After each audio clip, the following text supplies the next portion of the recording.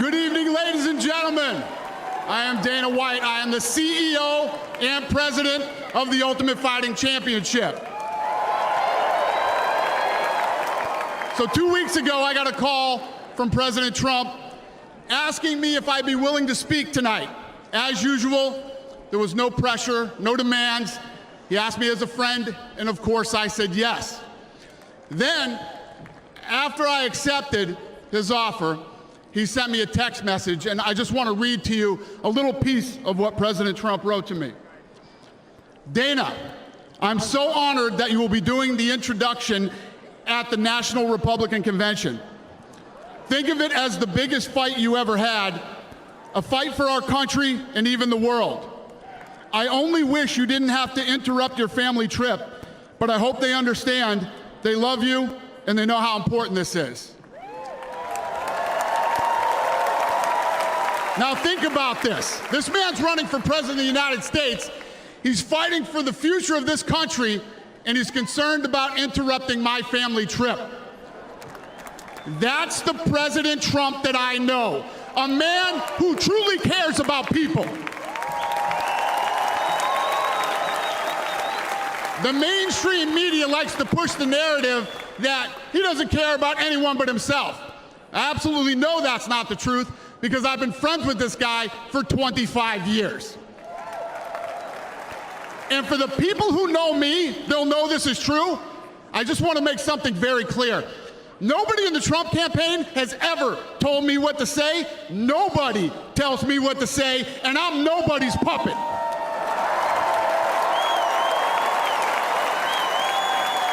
And I'm not telling you what to think, I'm telling you what I know. And I know President Trump. I know President Trump is a fighter. I've been saying this since 2015. Now look at what's happened over the last 10 years. We have all seen it with our own eyes. I'm in the tough guy business, and this man is the toughest, most resilient human being that I've ever met in my life. The higher the stakes, the harder he fights, and this guy never, ever gives up. So what's at stake here? The answer is in President Trump's text, and I quote, "A fight for our country." I know why he's running for president again. Why else would he put himself through everything he's dealt with just to get back here? We all know he doesn't need this. This guy's got a great life, he has a beautiful family, and he has achieved everything that you could possibly achieve in life. I know President Trump is literally putting his life on the line for something bigger than himself, and he's willing to risk it all because he loves this country.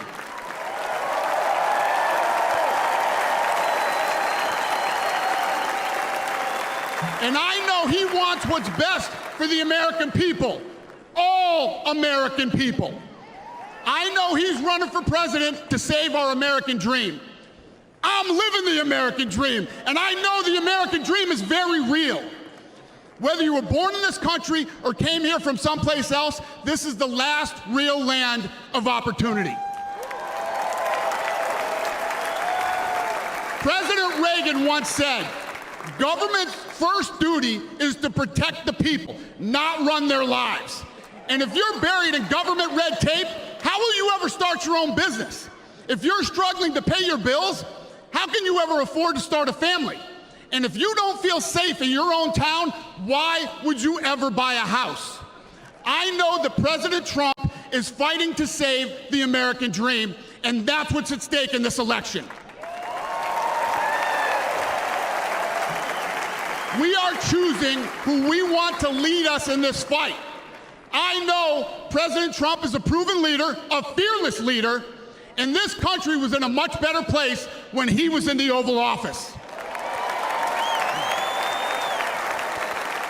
In my mind, the choice is clear, but this election, we all get to choose. I know I'm going to choose strength and security. I know I'm going to choose opportunity and prosperity.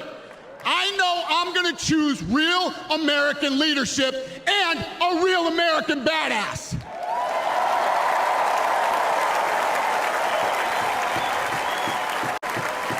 And I'm not what choice to make, and I'm not telling you what to think.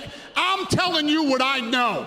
I know America needs a strong leader, and the world needs a strong America.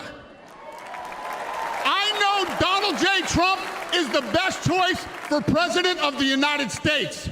My fellow Americans, it is my honor to introduce the 45th and soon-to-be 47th President of the United States, Donald J. Trump.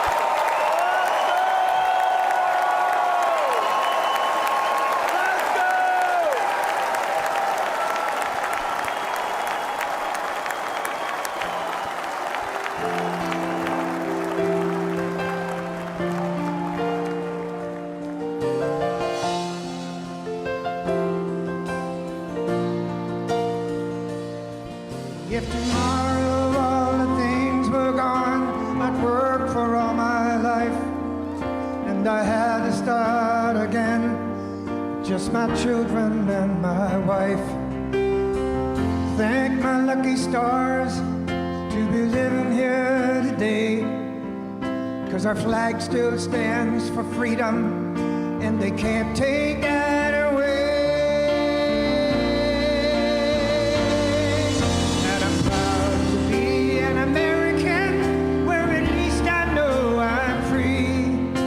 I won't forget the men who died, who gave that right to me, and I gladly stand up next to you and defend her still today, 'cause there ain't no doubt I love this land. Sing it.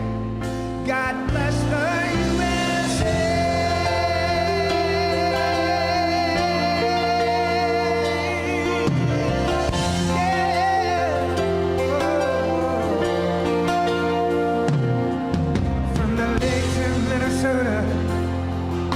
To the hills of Tennessee, across the plains of Texas, from sea to shining sea, from Detroit to Houston, and New York to LA. There's pride in every American heart, and it's time we stand and say that I'm proud to be an American, where at least I know I'm free, and I won't forget the men who died, who gave that right to me, and I gladly stand up next to you and defend her still today, 'cause there ain't no doubt I love this land. God bless the USA.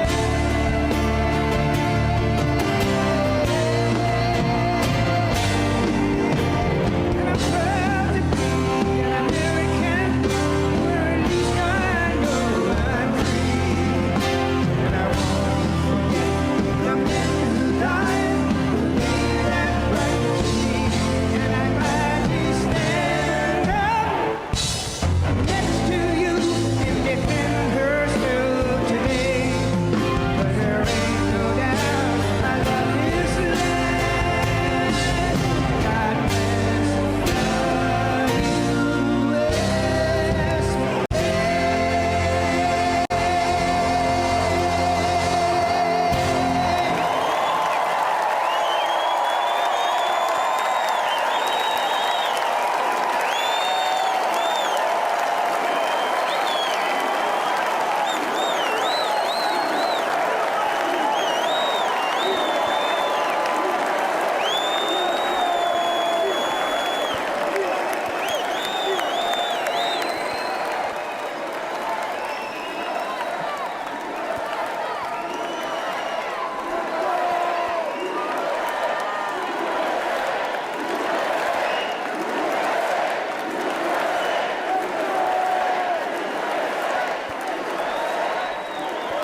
Thank you very much.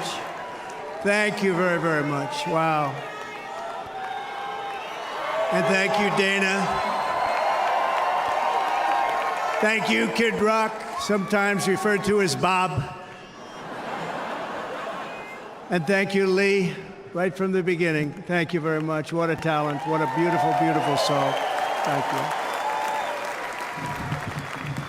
Friends, Delegates and fellow citizens, I stand before you this evening with a message of confidence, strength, and hope. 4 months from now, we will have an incredible victory, and we will begin the 4 greatest years in the history of our country. Together, we will launch a new era of safety, prosperity, and freedom for citizens of every race, religion, color, and creed. The discord and division in our society must be healed. We must heal it quickly. As Americans, we are bound together by a single fate and a shared destiny. We rise together or we fall apart. I am running to be president for all of America, not half of America, because there is no victory in winning for half of America. So tonight, with faith and devotion, I proudly accept your nomination for President of the United States. Thank you.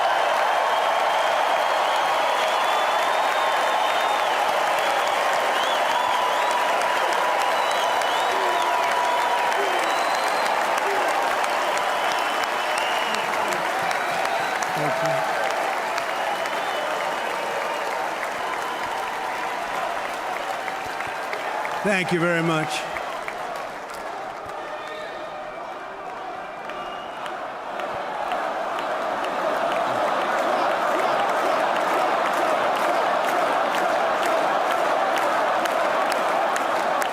Thank you very much. And we will do it right. We're going to do it right. Let me begin this evening by expressing my gratitude to the American people for your outpouring of love and support following the assassination attempt at my rally on Saturday.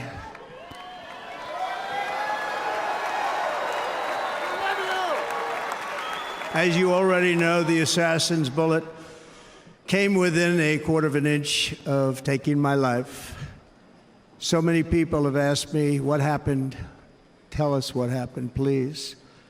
And therefore, I will tell you exactly what happened, and you'll never hear it from me a second time because it's actually too painful to tell. It was a warm, beautiful day in the early evening in Butler Township in the great Commonwealth of Pennsylvania. Music was loudly playing, and the campaign was doing really well. I went to the stage, and the crowd was cheering wildly. Everybody was happy.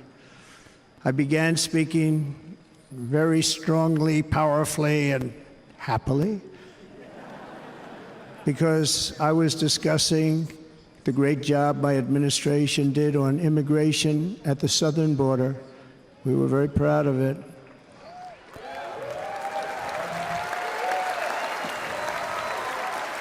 Behind me and to the right was a large screen that was displaying a chart of border crossings under my leadership.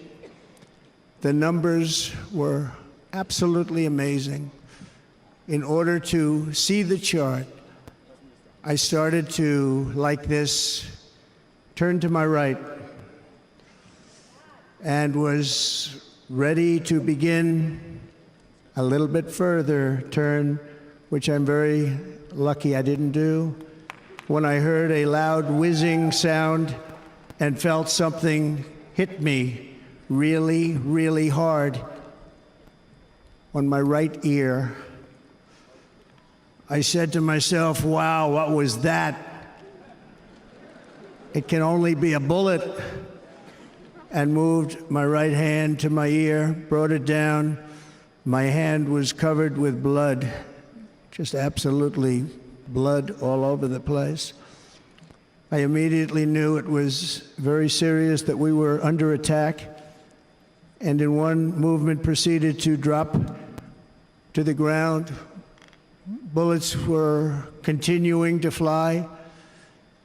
as very brave Secret Service agents rushed to the stage, and they really did. They rushed to the stage.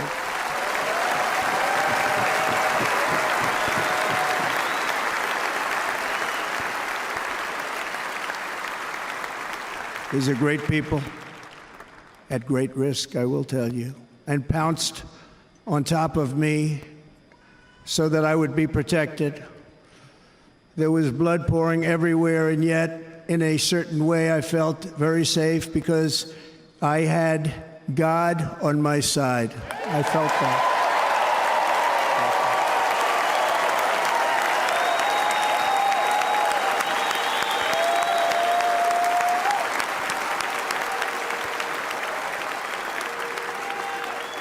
The amazing thing is that prior to the shot, if I had not moved my head at that very last instant, the assassin's bullet would have perfectly hit its mark, and I would not be here tonight. We would not be together. The most incredible aspect of what took place on that terrible evening in the fading sun was actually seen later. In almost all cases, as you probably know, and when even a single bullet is fired, just a single bullet, and we had many bullets that were being fired, crowds run for the exits or stampede, but not in this case. It's very unusual.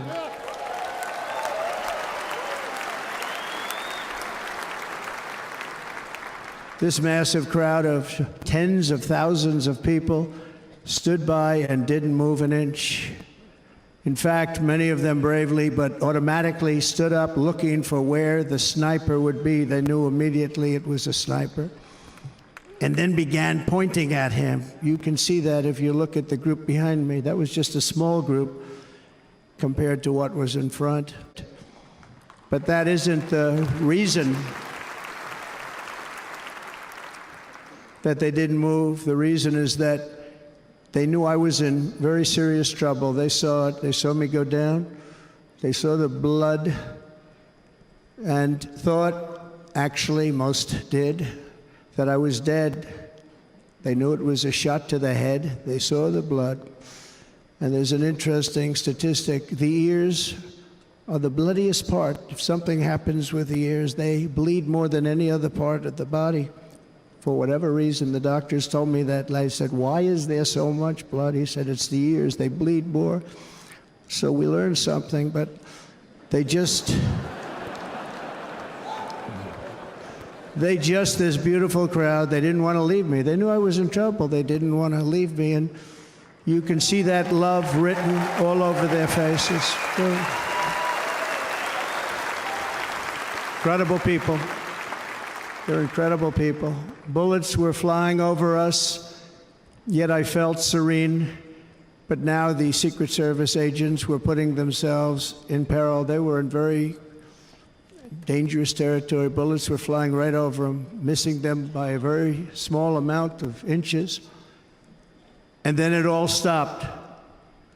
Our Secret Service sniper, from a much greater distance, and with only one bullet used, took the assassin's life, took him out.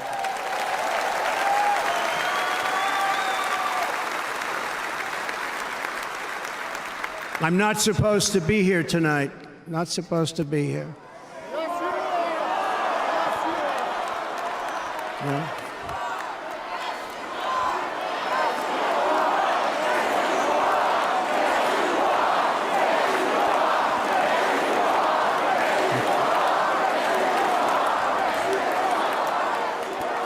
Thank you. But I'm not. And I'll tell you, I stand before you in this arena only by the grace of Almighty God.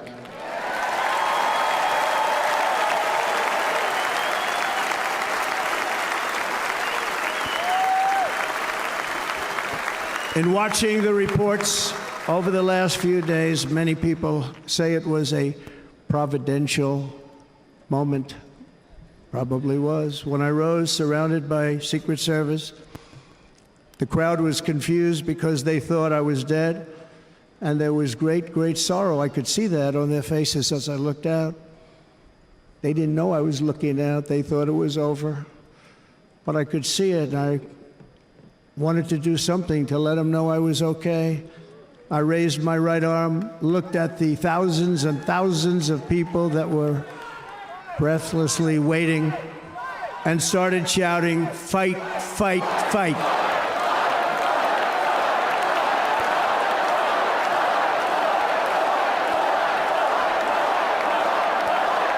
Thank you. Once my clenched fist went up, and it was high into the air, you've all seen that, the crowd realized I was okay and roared with pride for our country like no crowd I have ever heard before. Never heard anything like it.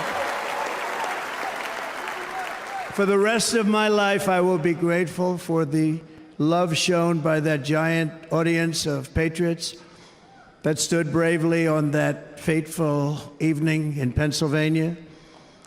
Tragically, the shooter claimed the life of one of our fellow Americans, Corey, comparator, unbelievable person, everybody tells me. Unbelievable. And seriously wounded.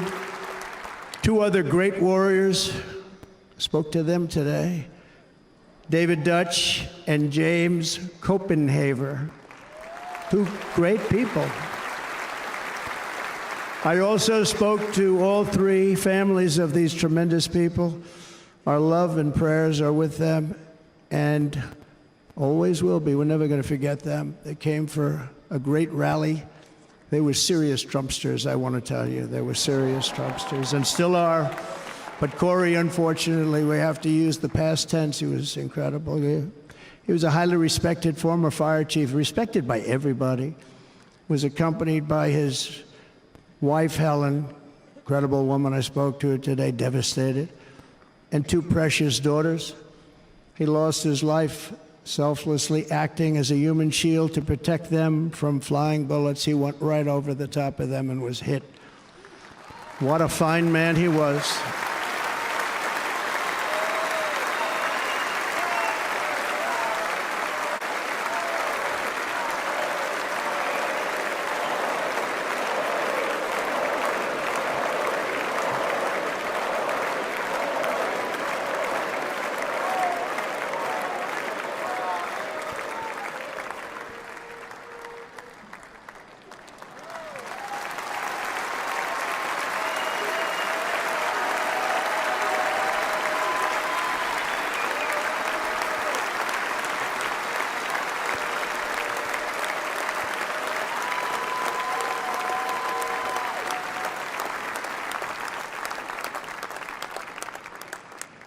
I want to thank the fire department and the family for sending his helmet, his outfit, and it was just something, and they're going to do something very special when they get it, but we did something which cannot match what happened, not even close.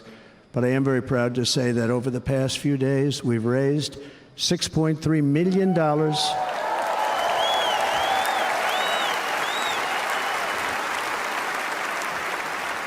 for the families of David, James, and Corey, including from a friend of mine just called up. He sent me a check right here. I just got it. $1 million from Dan Newland. Thank you, Dan. And again, when speaking to the family, I told them, I said, well, I'm going to be sending you a lot of money, but it can't compensate. They all said the same thing. You're right, sir. We appreciate so much what you're doing, but nothing can take the place in the case of Corey. And the other two, by the way, they were very, very seriously injured, but now they're doing very well. They're going to be okay. They're going to be doing very well.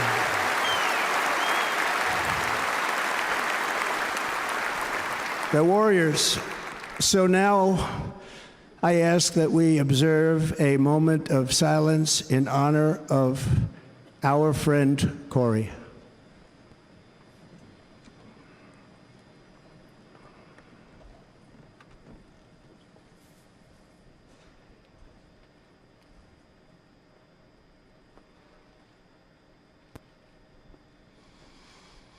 There is no greater love than to lay down one's life for others. This is the spirit that forged America in her darkest hours, and this is the love that will lead America back to the summit of human achievement and greatness. This is what we need. Despite such a heinous attack, we unite this evening more determined than ever. I am more determined than ever, and so are you. So is everybody in this room.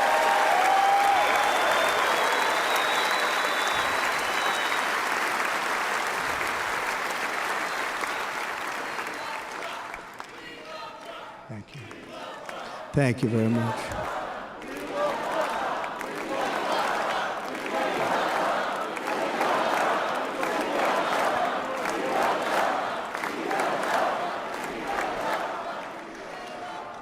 Our resolve is unbroken and our purpose is unchanged to deliver a government that serves the American people better than ever before. Nothing will stop me in this mission because our vision is righteous and our cause is pure. No matter what obstacle comes our way, we will not break, we will not bend, we will not back down, and I will never stop fighting for you, your family, and our magnificent country. Never.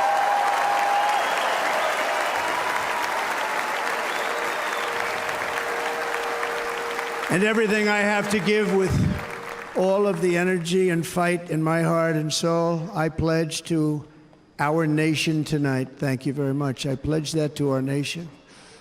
We're going to turn our nation around, and we're going to do it very quickly. Thank you.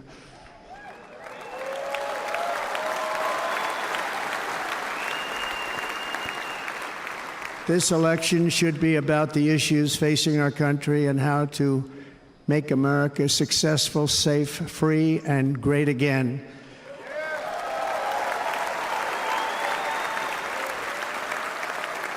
In an age when our politics too often divide us, now is the time to remember that we are all fellow citizens. We are one nation under God, indivisible, with liberty and justice for all.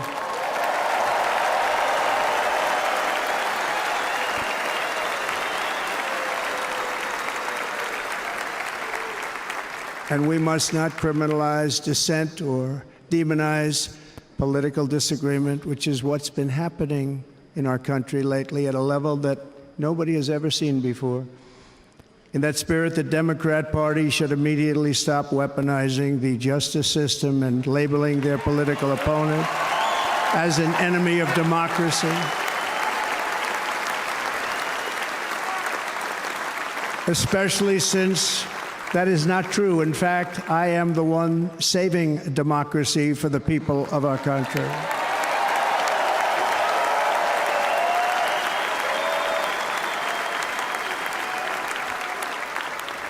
And very big news, as you probably just read, on Monday a major ruling was handed down from a highly respected federal judge in Florida, Eileen Cannon, finding that the prosecutor and the fake documents case against me were totally unconstitutional, and the entire case was thrown out of court. With all of that publicity, thrown out of court. If Democrats want to unify our country, they should drop these partisan witch hunts, which I have been going through for approximately 8 years. And they should do that without delay and allow an election to proceed that is worthy of our people. We're going to win it anyway, but worthy of our people. On this journey, I am deeply honored to be joined by my amazing wife, Melania.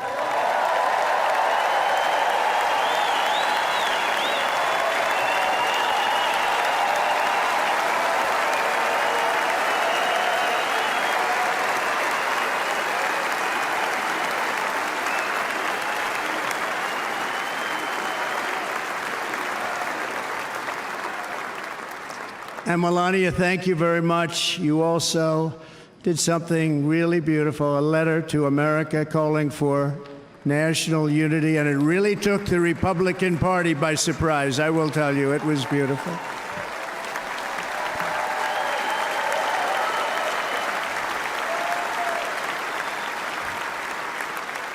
fact, some very serious people said that we should take that letter and put it as part of the Republican platform. That would be an honor, wouldn't it? Right, Mr. Congressman? But it captivated so many, so I also want to thank my entire family for being here. Don, Kimberly, Ivanka and Jared, Eric and Lara, Tiffany and Michael, Barron, we love our Barron.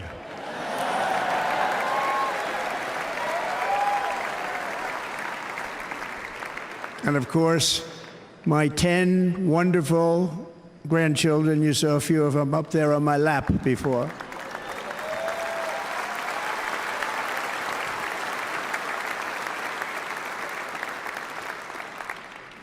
And how good was Dana? Was Dana good? I mean, was he good? He was on probably the only vacation he's had in about, maybe ever, because he works, but about 10 years with his wife, very far away. I won't tell you where, but very, very far away, beautiful place.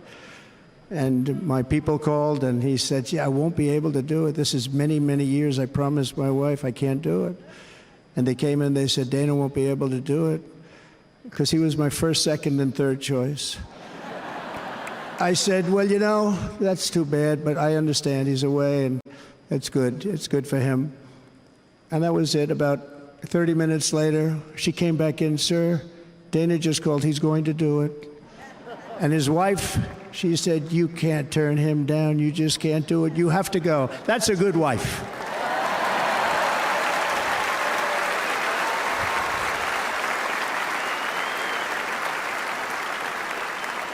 So he got on a plane. He got here a little while ago. Now he's going to get on the plane in a little while, and he's going to go back home to his wife. But they're great, and I just want to thank her and him and their whole family, because that's not easy. And Kid Rock, same thing. Called, he said, I want to be a part of it. I want to be a part, because, Kid does his great song, big, big monster song. I had no idea. He became a friend of mine over the last 10 years. And he's amazing. Everyone loves him. I didn't even know how big he was. He has rallies, 35, 40,000 people he gets every time he goes out. I think he's making so much money, he doesn't know what the hell to do with it. You want to know? And then we have my other friend, and I've known him so long, and we took that song, and it was a big success, but we made that. I saw a chart of great songs to America. That was #1 on the chart recently, #1. So that's Lee Greenwood, a very special, beautiful person. He's a beautiful man. But they all wanted to be here. They called. And how about the Hulkster? How good was he? Is he up? Where is he? Boy, oh boy.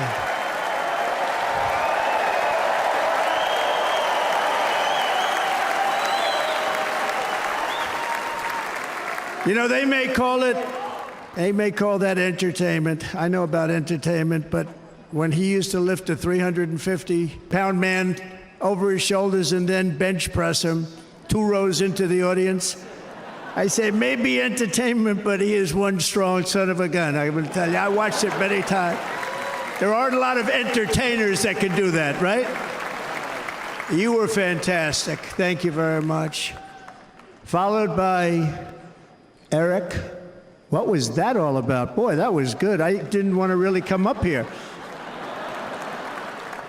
But he was so great, and he's such a good young man. He went through a lot of trouble, and Don last night was incredible. They went through so much trouble. They got subpoenaed more than any people probably in the history of the United States. Every week they get another subpoena from the Democrats, crazy Nancy Pelosi, the whole thing, just boom, boom, boom. They've got to stop that, because they're destroying our country. We have to work on making America great again, not on beating people. And we won. We beat them in all. We beat them on the impeachments. We beat them on indictments. We beat them. But the time that you have to spend, if they would devote that genius to helping our country, we'd have a much stronger and better country.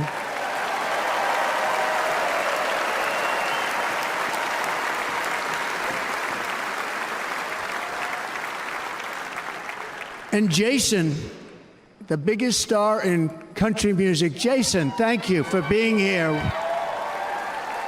Jason, thank you very much. Jason Aldean, he's good. I like his wife even better, by the way. She's here. Thank you, Jason. But I'm thrilled to have a new friend and partner fighting by my side. The next Vice President of the United States, the current Senator from Ohio, J.D. Vance, and his incredible wife, Usha.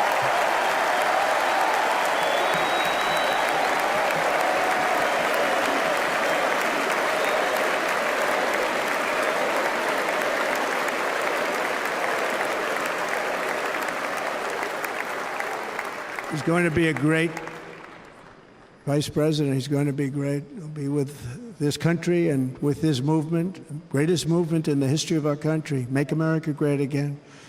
When they criticize it, they say, we're going to try and stop MAGA. I said, MAGA is Make America Great Again. What are you going to stop?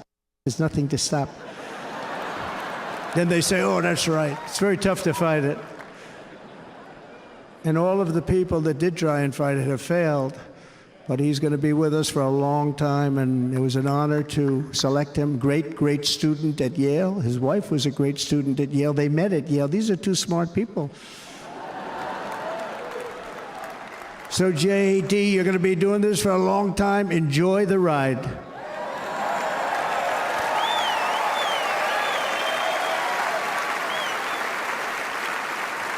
And a very special thank you to the extraordinary people of Milwaukee and the great state of, oh, there they are. There they are. You are so easy to spot. And Green Bay's going to have a good team this year, right? They're going to have a good team. They're going to have a good team. Most of the audience doesn't like it, but it's true. You're going to have a very good team this year.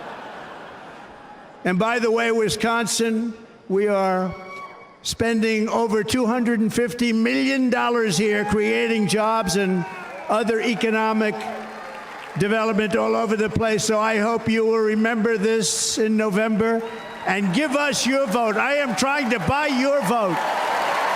I'll be honest about that.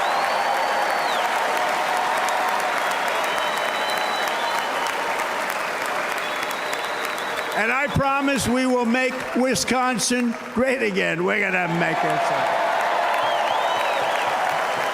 Thank you, Mr. Governor. Thank you very much. Thank you. I'm here tonight to lay out a vision for the whole nation, to every citizen, whether you're a young or old man or woman, Democrat, Republican, or independent, black or white, Asian or Hispanic. I extend to you a hand of loyalty and of friendship. Together we will lead America to new heights of greatness like the world has never seen before. We were right there in the first term.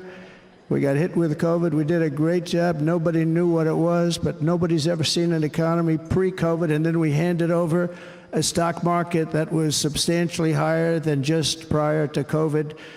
Coming in, did a great job. Never got credit for that. We got credit for the war and defeating ISIS and so many things, the great economy, the biggest tax cuts ever, the biggest regulation cuts ever, the creation of Space Force, the rebuilding of our military. We did so much. We did so much. Right to try. Right to try is a big deal. We got right to try. They were trying to get that for 52 years. Somebody's terminally ill. And hopefully there's nobody in this audience, but it does happen a lot. They're terminally ill and they can't use our new space-age drugs and other things that we are way ahead. We have the greatest doctors in the world, the greatest laboratories in the world, and you can't do it. They've been trying to get that approved for 52 years. Wasn't that easy? The insurance companies didn't want to do it. They didn't want the risk. The labs didn't want to do it because if it didn't work, people are pretty far down the line toward death. They didn't want to do it. The doctors didn't want to have it on their records, so I got everybody into an office. 52 years they tried. Sounds simple, but it's not. And I got them to agree that somebody that needs it will, instead of going to Asia or Europe or someplace, or if you have no money, going home and dying, just die. We got them to sign an agreement, agree to it, where they're not going to sue anybody. They're going to get all of this stuff. They're going to get it really fast. And what's happened is we're saving thousands and thousands of lives. It's incredible. Right to try. It's a great feeling. Under our leadership, the United States will be respected again. No nation will question our power. No enemy will doubt our might. Our borders will be totally secure. Our economy will soar. We will return law and order to our streets, patriotism to our schools, and importantly, we will restore peace, stability, and harmony all throughout the world. But to achieve this future, we must first rescue our nation from failed and even incompetent leadership. We have totally incompetent leadership. This will be the most important election in the history of our country. Under the current administration, we are indeed a nation in decline. We have an inflation crisis that is making life unaffordable, ravaging the incomes of working and low-income families, and crushing, just simply crushing our people like never before. They've never seen anything like it. We also have an illegal immigration crisis, and it's taking place right now as we sit here in this beautiful arena. It's a massive invasion at our southern border that has spread misery, crime, poverty, disease, and destruction to communities all across our land. Nobody's ever seen anything like it. Then there's an international crisis, the likes of which the world has seldom been part of. Nobody can believe what's happening. War is now raging in Europe and the Middle East. A growing specter of conflict hangs over Taiwan, Korea, the Philippines, and all of Asia. And our planet is teetering on the edge of World War III. And this will be a war like no other war because of weaponry. The weapons are no longer army tanks going back and forth shooting at each other. These weapons are obliteration. It's time for a change. This administration can't come close to solving the problems. We're dealing with very tough, very fierce people. They're fierce people. And we don't have fierce people. We have people that are a lot less than fierce, except when it comes to cheating on elections and a couple of other things. Then they're fierce. Then they're fierce. So tonight, I make this pledge to the great people of America. I will end the devastating inflation crisis immediately, bring down interest rates, and lower the cost of energy. We will drill, baby, drill.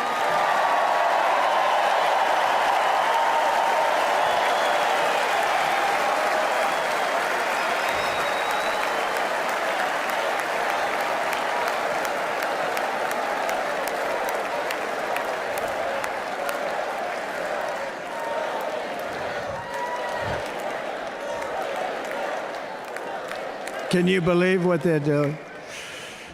But by doing that, we will lead a large-scale decline in prices. Prices will start to come down. Energy raised it. They took our energy policies and destroyed them. Then they immediately went back to them, but by that time, so much was lost. But we will do it at levels that nobody's ever seen before. And we'll end lots of different things. We'll start paying off debt and start lowering taxes even further. We gave you the largest tax cut. We'll do it more. You know, people don't realize I brought taxes way down, way down, and yet we took in more revenues the following year than we did when the tax rate was much higher. Most people said, how did you do that? Because it was incentive. Everybody was coming to the country. They were bringing back billions and billions of dollars into our country. The companies made it impossible to bring it back. The tax rate was too high, and the legal complications were far too great. I changed both of them, and hundreds of billions of dollars by Apple and so many other companies were brought back into our nation, and we had an economy the likes of which no nation had ever seen. China, we were beating them at levels that were incredible. And they know it. They know it. We'll do it again, but we'll do it even better. I will end the illegal immigration crisis by closing our border and finishing the wall, most of which I've already built.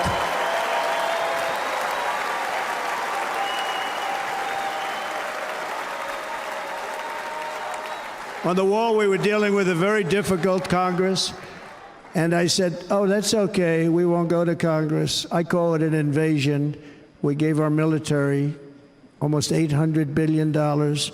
I said, I'm going to take a little of that money because this is an invasion, and we built, most of the wall is already built, and we built it through using the funds because what's better than that? We have to stop the invasion into our country that's killing hundreds of thousands of people a year.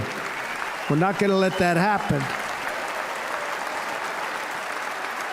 I will end every single international crisis that the current administration has created, including the horrible war with Russia and Ukraine, which would have never happened if I was president, and the war caused by the attack on Israel, which would have never happened if I was president. Iran was broke. Iran had no money. Now Iran has $250 billion.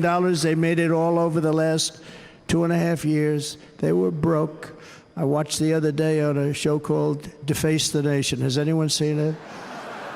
And they had a congressman who was a Democrat say, well, whether you like him or not, Iran was broke dealing with Trump. I told China and other countries, if you buy from Iran, we will not let you do any business in this country, and we will put tariffs on every product you do send in of 100% or more. And they said to me, well, I think that's about it. They weren't going to buy any oil. And they were ready to make a deal. Iran was going to make a deal with us. And then we had that horrible, horrible result that we'll never let happen again. The election result, we're never going to let that happen again. They used COVID to cheat. We're never going to let it happen again. And they took off all the sanctions, and they did everything possible for Iran. And now Iran is very close to having a nuclear weapon, which would have never happened. This is a shame what this administration, the damage that this administration has done. And I say it often, if you took the 10 worst presidents in the history of the United States, think of it, the 10 worst, added them up, they will not have done the damage that Biden has done. Only going to use the term once. Biden, I'm not going to use the name anymore, just one time. The damage that he's done to this country is unthinkable. It's unthinkable. Together we will restore vision, strength, competence, and we're going to have a thing called common sense making most of our decisions, actually. It's all common sense. Just a few short years ago, under my presidency, we had the most secure border and best economy in the history of our country, in the history of the world. We had the greatest economy in the history of the world. We had never done anything like it. We were beating every country, including China, by leaps and bounds. Nobody had seen anything like it. We had no inflation. Soaring incomes were going. Nobody can believe it. You can't believe what happened 4 years ago is happening now in reverse. And the world was at peace. Inflation has been a killer for our country. No matter what you make it, it doesn't matter because inflation is eating you alive. People that were putting away money, they were making great wages, the highest they've ever made, but they were putting away a lot of money. Now they are just being destroyed. They're not putting away anything. They're barely living. They're going into savings accounts. They're taking out their money to live because of inflation. Inflation, remember, it's called a country buster. You can go back to Germany from 100 years ago. You can go back to any country that suffered great inflation. We've suffered the worst inflation we've ever had. But go back and see what's happened to those countries. We've had the worst inflation we've ever had under this person. But in less than 4 years, our opponents have turned incredible success into unparalleled tragedy and failure. It's been a tremendous failure. Today, our cities are flooded with illegal aliens. Americans are being squeezed out of the labor force and their jobs are taken. And by the way, you know who's taking the jobs that are created? 107% of those jobs are taken by illegal aliens. And you know who's being hurt the most by millions of people pouring into our country? The black population and the Hispanic population, because they're taking the jobs from our black population, our Hispanic population, and they're also taking them from unions. The unions are suffering because of it. Thank you. Thank you. I like you too. Thank you very much. Inflation has wiped out the life savings of our citizens and forced the middle class into a state of depression and despair. That's what it is. It's despair and depression. We cannot and will not let this continue. Less than 4 years ago, we were a great nation, and we will soon be a great nation again. We're going to be a great nation again.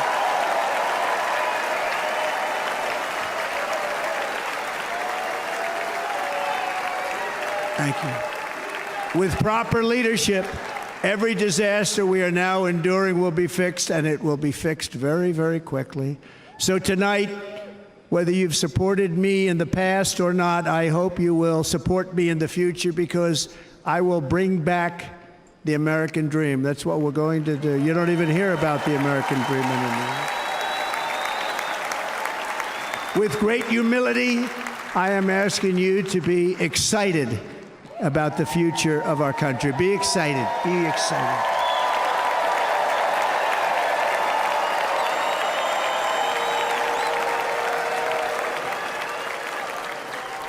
And by the way, the news reports, look at all of those big networks. Look at them. They're all here. But every one of them has said this could be the most organized, best run, and most enthusiastic convention of either party that they've ever seen. Every single one.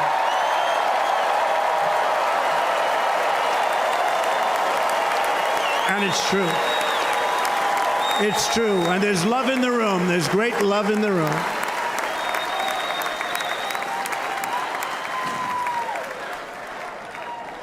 So I better finish strong. Otherwise, we'll blow it, and we can't let that happen. Now, this was great. All of the great people that spoke, and everybody hit a home run. I mean, there's not one that I can think of where I said, oh, gee, that wasn't great. Every single person. I refuse to be the only one. Don't do that to me. They're already getting ready. See, I gave them an idea. Now, this was a great convention. This was, I think we're actually going to go home and miss it. You know, usually with a first of all, look at these crowds. You'd never have this at a convention. Look at these crowds.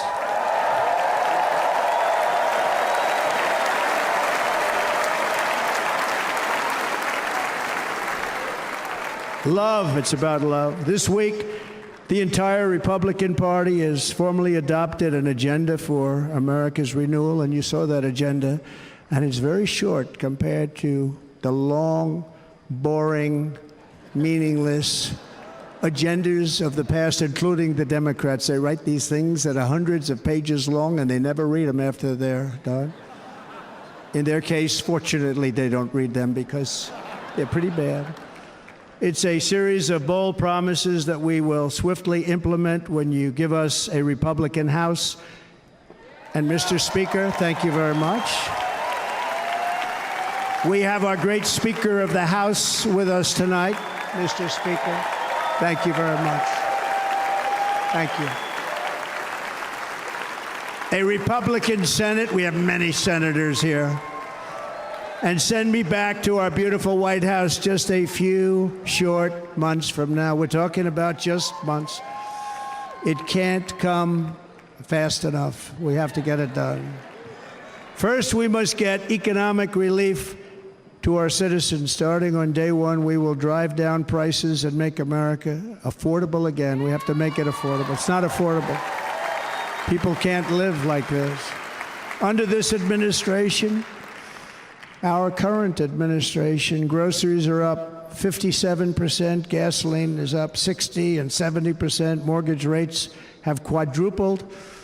And the fact is, it doesn't matter what they are because you can't get the money anyway. You can't buy houses. Young people can't get any financing to buy a house. The total household costs have increased an average of $28,000 per family under this administration. Republicans have a plan to bring down prices and bring them down very, very rapidly. By slashing energy costs, we will in turn reduce the cost of transportation, manufacturing, and all household goods. So much starts with energy. And remember, we have more liquid gold under our feet than any other country by far. We are a nation that has the opportunity to make an absolute fortune with its energy. We have it, and China doesn't. Under the Trump administration, just 3.5 years ago, we were energy independent, but soon we will actually be better than that. We will be energy dominant and supply not only ourselves, but we will supply the rest of the world with numbers that nobody has ever seen, and we will reduce our debt, $36 trillion. We will start reducing that, and we will also reduce your taxes still further. Next, and by the way, they want to raise your taxes 4 times, think of it. And all my life I grew up watching politicians. I always loved politics, I guess. I was on the other side. I'd watch and they were always talking about, we will give you a tax cut, we will give you a tax cut. My whole life I was watching, I will give you a tax cut, right, Mr. Congressman? That's all they talked about. This is the only administration that said, we're going to raise your taxes by 4 times what you're paying now, and people are supposed to vote for them? I've never heard it. You're paying too much, we're going to reduce your taxes still further. We gave you the biggest one, as I said. We're going to give you more, and it's going to lead to tremendous growth. We want growth in our country. That's what's going to pay off our debt. And next, we will end the ridiculous and actually incredible waste of taxpayer dollars that is fueling the inflation crisis. They've spent trillions of dollars on things having to do with the Green New Scam. It's a scam. And that's caused tremendous inflationary pressures in addition to the cost of energy. And all of the trillions of dollars that are sitting there not yet spent, we will redirect that money for important projects like roads, bridges, dams, and we will not allow it to be spent on meaningless green new scam ideas.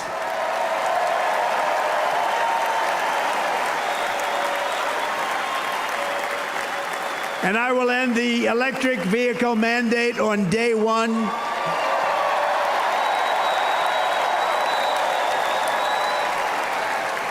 Thereby saving the U.S. auto industry from complete obliteration, which is happening right now, and saving U.S. customers thousands and thousands of dollars per car.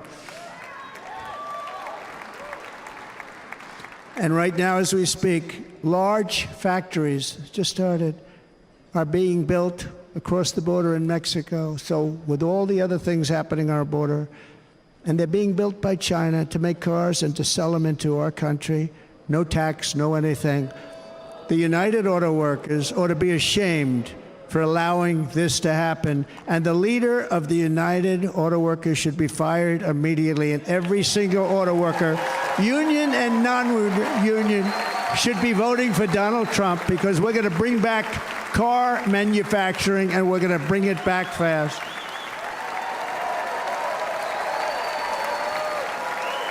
They're building some of the largest auto plants anywhere in the world. Think of it, in the world. We're going to bring it back. We're going to make them. We don't mind that happening, but those plants are going to be built in the United States, and our people are going to man those plants.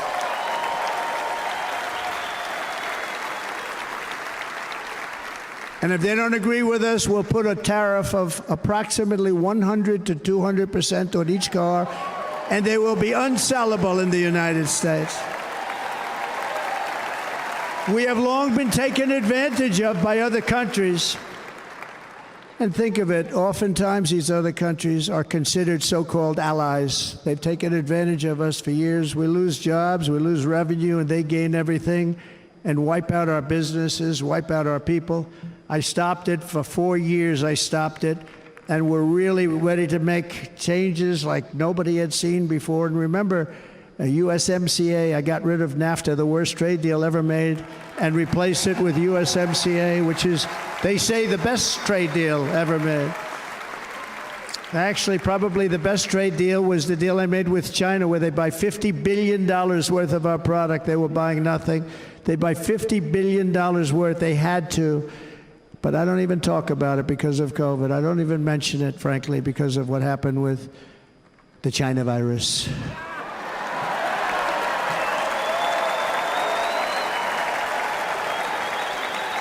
We will not let countries come in, take our jobs, and plunder our nation. They come and do that.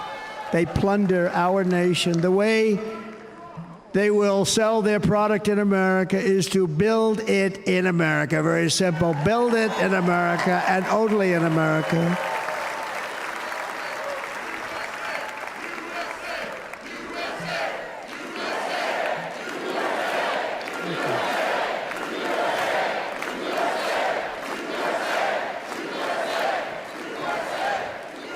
And this very simple formula, and Congress has to go along with us, and they will. This very simple formula will create massive numbers of jobs. We will take over the auto industry again, and many, many, hundreds of thousands of jobs. We lost so many jobs over the years. If you go back 20, 25 years, they've stolen, going to China and Mexico, about 68% of our auto industry manufacturing jobs. We're going to get them all back. We're going to get them all back, every one of them. At the center of our plan for economic relief are massive tax cuts for workers that include something else that's turned out to be very popular, actually. Here it's very popular in this building and all those hotels that I saw that are so nice. I'm staying in a nice one. It's called no tax on tips. No tax on tips. No tax on tips.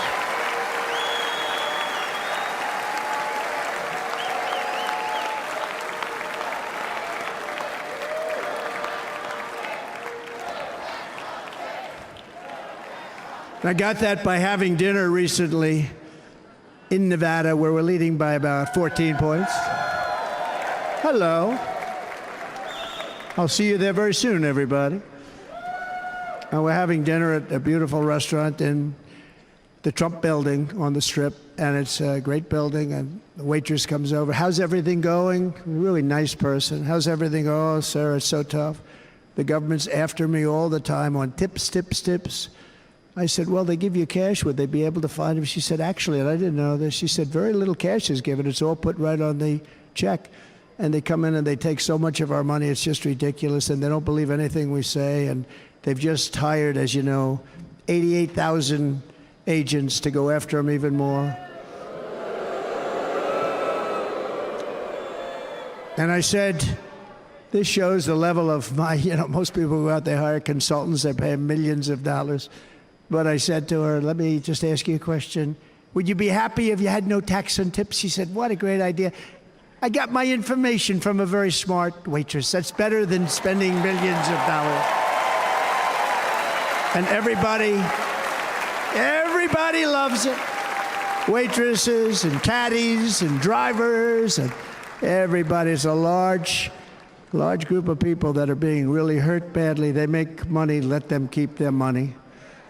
I'm going to protect Social Security and Medicare. Democrats are going to destroy Social Security and Medicare because all of these people, by the millions they're coming in, they're going to be on Social Security and Medicare and other things, and you're not able to afford it. They are destroying your Social Security and your Medicare. Under my plan, incomes will skyrocket, inflation will vanish completely, jobs will come roaring back, and the middle class will prosper like never, ever before, and we're going to do it very rapidly.